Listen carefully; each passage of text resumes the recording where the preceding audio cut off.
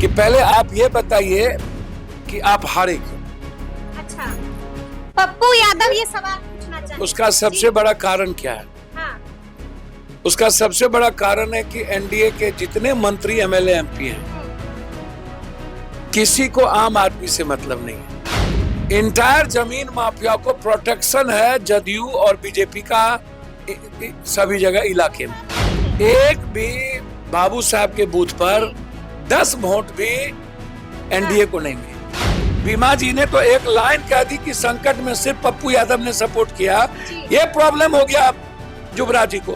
तो मेरा मानना है कि जात पात की राजनीति नहीं चलेगी, ये आप समझ लीजिए। नमस्कार, हमारा नाम है समरीन और आपने देखना शुरू कर दिया है लाइव सिटीज। देखिए, आज 13 तारीख है और आज बड़ा दिन है जिस सवाल को लेकर लगातार सस्पेंस बना हुआ था कि आखिर रुपौली का जंग जीतेगा कौन। तो सस्पेंस से पर्दा उठ चुका है और पता चल गया है कि रुपौली जीता है। निर्दलीय मैदान में ताल ठोक रहे शंकर सिंह ने। तो ऐसे में ये अब सवाल उठता है कि बीमा भारती और कलाधर मंडल कैसे पिछड़ गए हैं। तो आज हम इसी मुद्दे पर सीधी बातचीत करेंगे पूर्णिया के बेटे, पूर्णिया के हीरो और पूर्णिया के सांसद पप्पू यादव जी से। सबसे पहले बहुत शुक्रिया बातचीत के लिए। धन्यवाद मैडम जी, सबसे पहले तो हम आपसे ये जानना चाहेंगे कि आपने नतीजे देखे होंगे, शंकर सिंह तो जीत गए। अच्छा, एक बात बताइए, मैंने पहले भी कहा कि 20 साल जदयू को रुपौली की जनता ने वोट दी। पहली बार बीमा जी निर्दलीय एमएलए बनी। अत्यंत पिछड़ी जाति, ओबीसी और माइनॉरिटीज का वो इलाका है। लगातार 20 साल से नीतीश कुमार जी की सरकार है। दोनों आदमी की सरकार रही। आप लंबे समय से नजरअंदाज किए रुपौली की जनता को भी, उस इलाके को भी। ना आपने लोगों की उम्मीद पर खरे उतरे, ना विकास पर, ना सामाजिक आधार पर। तो एक तो गुस्सा उस बात को लेके थी, दूसरा गुस्सा सरकार का गुस्सा जो लंबे समय से 20 साल बीमा जी थी, तो वो भी एक व्यक्तिगत कारण से उनको झेलना पड़ा। तीसरी चीज, जब भी कोई बाय इलेक्शन होता है तो वो सरकार का इलेक्शन होता है। जैसे लगभग देश में इंडिया गठबंधन जहां भी सरकार में अभी है, जैसे ममता दीदी, हिमाचल, सभी जगह इंडिया गठबंधन चुनाव जीत गए। बीजेपी कहीं भी चुनाव नहीं जीती, एक भी सीट नहीं जीती। बिहार में भी ये समझना पड़ेगा चैनल को भी, राजनीतिक धुरंधरों को भी, कि आप अहंकार में अब कुछ नहीं कर सकते। इसको आप जानिए। और समाज में जो अंतिम व्यक्ति है, गरीब आदमी है, आम आदमी, आप हमेशा दिखावेपन का अप्रोच। नरेंद्र मोदी जी को छोड़ के सब लोग रुपौली चले गए। बिल्कुल, इंटायर कैबिनेट मिनिस्टर गए, ललन जी गए, मांझी गए, चिराग जी गए। नहीं, वो कैबिनेट नहीं है। तमाम बिहार सरकार तो टोटल गए। सीएम 3 जगह गए, दोनों डिप्टी सीएम 2 दिन कैंप किए। मिनिस्टर को पंचायतबाज लगाया गया। और आश्चर्य एक बात का सबसे ज्यादा मेरे लिए, मैं पूछना चाहूंगा एनडीए के धुरंधरों को कि पहले आप ये बताइए कि आप हारे क्यों। अच्छा, पप्पू यादव ये सवाल पूछना चाहते हैं। उसका सबसे बड़ा कारण क्या है? हाँ। उसका सबसे बड़ा कारण है कि एनडीए के जितने मंत्री एमएलए एमपी हैं, किसी को आम आदमी से मतलब नहीं है। उसका बेटा, उसकी पत्नी, उसकी माँ, उसकी बीवी, सबके नाम से टेंडर के लिए बड़ी बड़ी कंपनी बनी हुई है और सब 5 साल लूटने में लगे रहते हैं।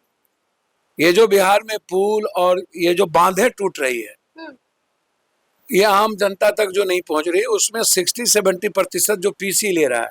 जी पूर्णिया में लगभग मंत्री संतरी का बाल बच्चा, बेटा, माँ बाप, दादी नानी टेंडर का काम कर रहा है 20 सालों से, जिसको मैं पीआईएल फाइल भी करूंगा, लोकसभा में भी उठाऊंगा। लेकिन पप्पू जी मेरी हम बात तो सुनिए। जी, जी, जी, तो आम आदमी के साथ आपका अप्रोच और कनेक्टिविटी नहीं है। नहीं है जी। अच्छा, दूसरा चीज, आप 24 घंटा दूसरे को फंसाने में लगे रहते हैं, अपना काम नहीं करते हैं हम्म, और दूसरे को गाली गलौज में रहते हैं। हम्म, इंटायर जमीन माफिया को प्रोटेक्शन है जदयू और बीजेपी का सभी जगह इलाके में, हम्म, और उसमें दूसरे लोग भी हैं। जी, जी, तो आप आम आदमी से दूर होते जा रहे हैं। अच्छा तीसरी चीज, जी, एनडीए का जो वोटर है हाँ, वो एनडीए के साथ नहीं है।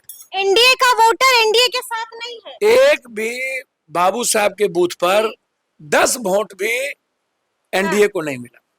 हम्म, जी मेरा ये सबसे बड़ा सवाल है ठीक है कि जो वहां मंत्री हैं जी, या जो लोग हैं, हाँ मैं और जितने लोगों को लगाया गया, जी, मैं जानना चाहूंगा कि 10 वोट भी आपने बाबू साहब का क्यों नहीं दिला पाए। मतलब कि आपने बता दिया है कि कलाधर मंडल क्यों हारे हैं। मैं जानना चाहूंगा उन लोगों से जो लोग कहते हैं जिस जाति के आधार पर मंत्री बनते हैं हम्म, तो अपने क्षेत्र में ही सीमित क्यों होते हैं। हम्म। अच्छा, हम आपसे ये भी जानना चाहेंगे। एक जाति का कोई आदमी एमपी में चुनाव लड़ रहा है तो उस जाति का वोट उसको मिल गया, ठीक है, कोई चेयरमैन में लड़ रहा है तो उसको मिल गया। अच्छा ये तो समझ में आ गया कि कलाधर मंडल क्यों हारे, लेकिन पप्पू जी ये समझ में नहीं आया कि बीमा भारती क्यों हार गई। कलाधार मंडल को अभी नहीं समझ पाए क्यों हारे। अच्छा, नहीं आपने तो बजाबता अत्यंत बता पिछड़ी दिया। जाति के वोटों का बंटवारा हो गया। अच्छा, ये वोट भी नीतीश कुमार के साथ नहीं रहा। नीतीश कुमार जी का अप्रोच सही हो सकता है, हाँ, नीतीश कुमार जी के वोटर के साथ उनके किसी मंत्री एमएलए का अप्रोच सही नहीं है, एमपी का अप्रोच सही है। अनरेस्पेक्ट करते हैं अत्यंत पिछड़ी जाति का। पप्पू यादव को देखिए, हमको क्या लेना देना था। शंकर सिंह जी की पत्नी ने कहा कि हम पप्पू यादव के आइडियोलॉजी को फॉलो करते हैं। बस आपने पीसी में मैं क्यों जाता। जी, मैं वो बीमा भारती आपके दर पर आ गई। नहीं, दर पे नहीं आई, ये सब काम हम नहीं करते हैं, ये फालतू धंधा है। लेकिन आशीर्वाद नहीं नहीं नहीं नहीं नहीं, आशीर्वाद तो लिया नहीं था कोई ना? दर उर की बात आती या ना आती, जी, मैं कोसी सीमांचल कंप्लीट अत्यंत पिछड़ी ओबीसी और माइनॉरिटीज का इलाका है। पहले आप इसको ऐसे समझिए, वो इलाका में ऊंची जात के लोगों की संख्या बहुत कम है। ये वोट भी नीतीश कुमार के साथ नहीं रहा। नीतीश कुमार जी का अप्रोच सही हो सकता है, हाँ, नीतीश कुमार जी के वोटर के साथ उनके किसी मंत्री एमएलए का अप्रोच सही नहीं है, एमपी का अप्रोच सही है। अनरेस्पेक्ट करते हैं अत्यंत पिछड़ी जाति का। पप्पू यादव को देखिए, हमको क्या लेना देना था। शंकर सिंह जी की पत्नी ने कहा कि हम पप्पू यादव के आइडियोलॉजी को फॉलो करते हैं। बस आपने पीसी में मैं क्यों जाता। जी, मैं वो बीमा भारती आपके दर पर आ गई। नहीं, दर पे नहीं आई, ये सब काम हम नहीं करते हैं, ये फालतू धंधा है। लेकिन आशीर्वाद नहीं नहीं नहीं नहीं नहीं, आशीर्वाद तो लिया नहीं था कोई ना? दर उर की बात आती या ना आती, जी, मैं कोसी सीमांचल कंप्लीट अत्यंत पिछड़ी ओबीसी और माइनॉरिटीज का इलाका है। पहले आप इसको ऐसे समझिए, वो इलाका में ऊंची जात के लोगों की संख्या बहुत कम है। माइनॉरिटीज और अत्यंत पिछड़ी जाति ओबीसी का वो 8, 9, 12 जिला जो है वो कंप्लीट आप उठा के देखिएगा तो उसमें ओबीसी, अत्यंत पिछड़ा और माइनॉरिटीज ये 90% से ऊपर है, 93-94% है। पप्पू यादव की जो आइडेंटिटी और आइडियोलॉजी है, चाहे गंगोत्री जाति के लोग हो, चाहे जिसमें निषाद हो, मल्लाह हो, ये बाय बॉर्न पप्पू यादव के साथ खड़ा रहा है और हमेशा व्यक्तिगत और पारिवारिक रिलेशन रहा है। एक तो पहला मेरा दायित्व था किसी भी कीमत पर कि मुझे उसके साथ ही हमारी आइडियोलॉजी भविष्य की सामाजिक और राजनीतिक में जिनका सम्मान और स्वाभिमान बचे वहां पप्पू यादव को रहना चाहिए और मैं हमेशा इस अप्रोच को सम्मान दिया हूं। दूसरा, जब मैं कांग्रेस के साथ कहीं ना कहीं मेरी विचारधारा मिल रही है और मैं साथ हूं, कांग्रेस को भले ही राजद ना पूछे, कांग्रेस को राजद ना पूछे।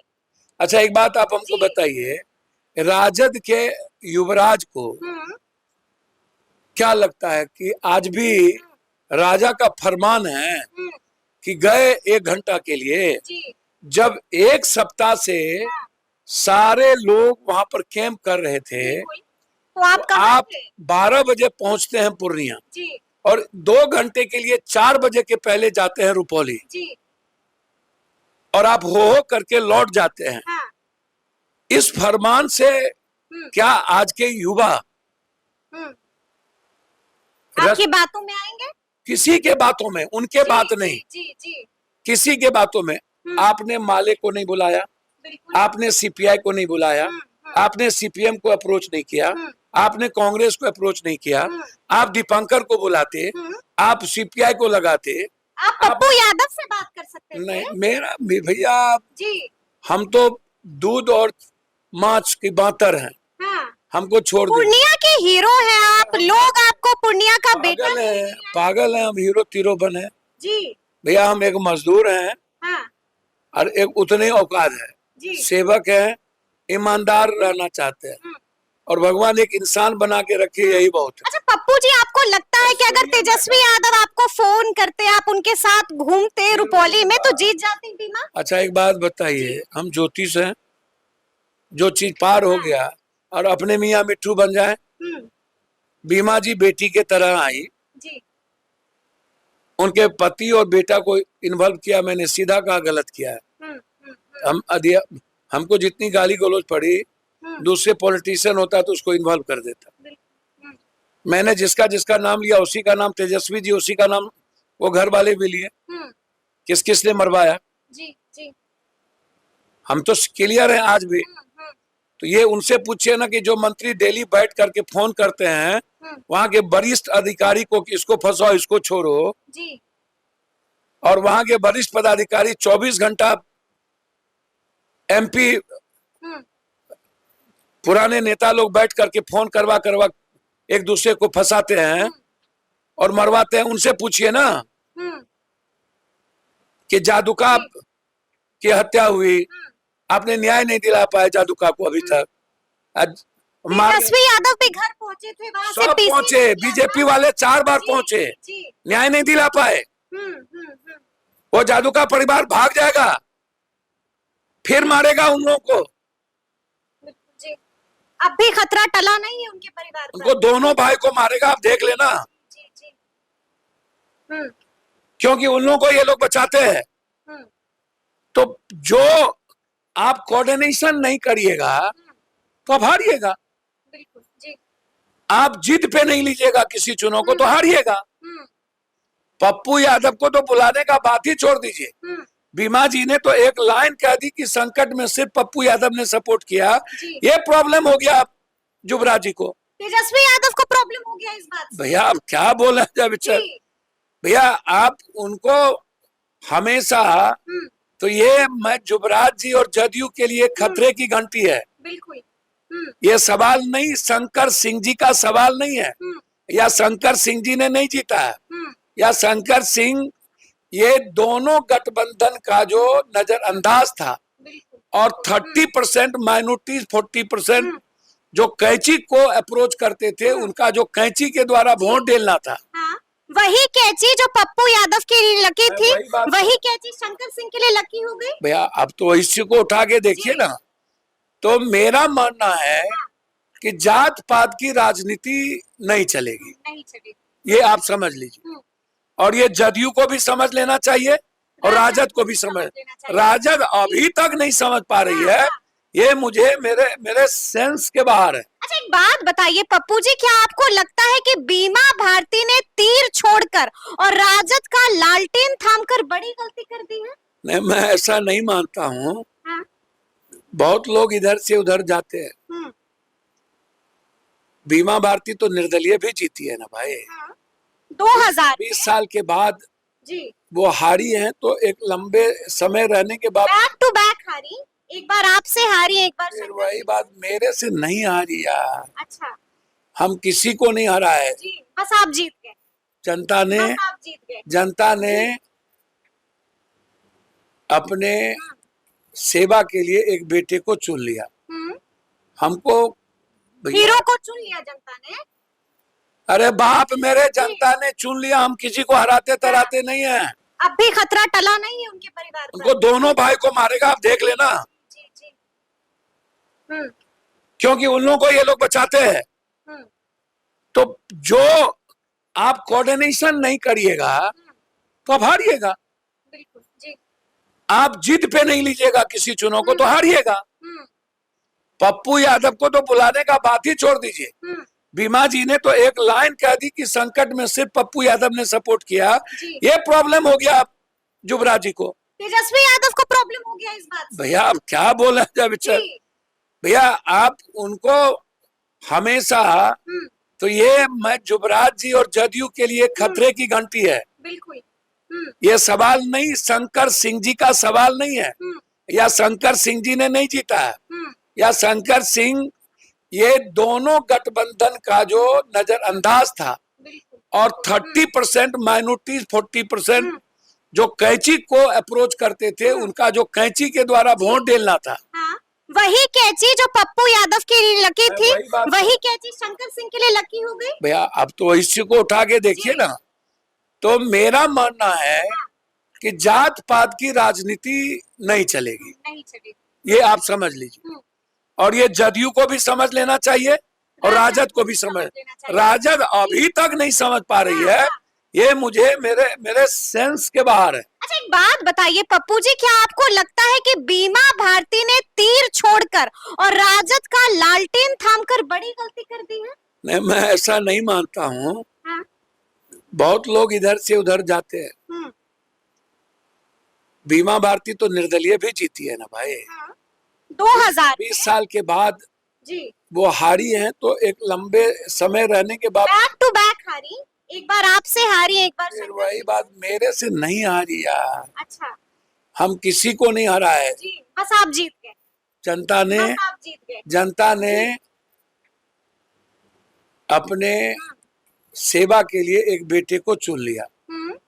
हमको हीरो को चुन लिया जनता ने।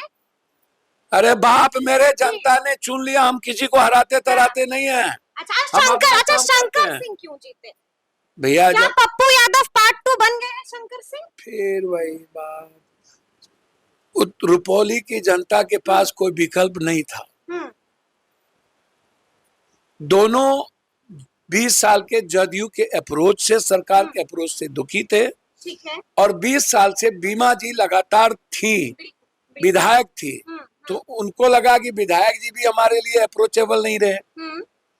और आरजेडी को जिस जिद में लेना चाहिए, बीमा भारती जी के परिवार भी को तकलीफ झेलना पड़ा, उनका इस्तेमाल किया, लेकिन आरजेडी ने बीमा जी के लिए अप्रोच सही नहीं किया। आरजेडी को बीमा जी को लड़ाना चाहिए था विधानसभा, तो कोऑर्डिनेशन बनाने की जरूरत थी, युवराज को कैंप करने की जरूरत थी, और सबका साथ लेने की जरूरत थी। अच्छा, मैंने और दूसरे जाति को, मैं फिर कह रहा हूँ, आपको दूसरे जाति को लेना पड़ेगा। और नीतीश कुमार जी से हम आग्रह करेंगे कि एनडीए का वोट आप उठा के देखिए। पहले भी आपको चिराग जी जब अलग लड़ गए थे तो नहीं मिली थी आपको। बिल्कुल। ऊंची जात का वोट नीतीश कुमार को भी नहीं मिला, और ऊंची जात का वोट आरजेडी को भी नहीं मिला जी। और अत्यंत पिछड़ी जाति के बीच में बंटवारा है। तो ये समझ लीजिए कि आने वाले जो इलेक्शन है उसके लिए बड़ा चैलेंजिंग है, दोनों के लिए बड़ा चैलेंज है दोनों के लिए जी। अभी से समझ लीजिए। और तीसरा, कांग्रेस को यह अभी से ही समझ लेना चाहिए कि उन्हें अपने संगठन की ओर बढ़ना चाहिए। गठबंधन बाद में देखा जाए, पहले संगठन और अपने दल को देखिए। समय आएगा तो फिर गठबंधन की बात करेंगे। तो सुना आपने क्या कुछ कहा है पप्पू यादव जी ने, बड़ी बड़ी बातें कह दी हैं, नसीहतें भी दे दी हैं। तो फिर ये पूरी बातचीत आपको कैसी लगी है कमेंट करके हमें जरूर बताइएगा। तो ऐसे तमाम अपडेट्स के लिए ऐसे ही हमारे साथ बने रहिएगा और देखते रहिएगा लाइव सिटीज। बहुत शुक्रिया।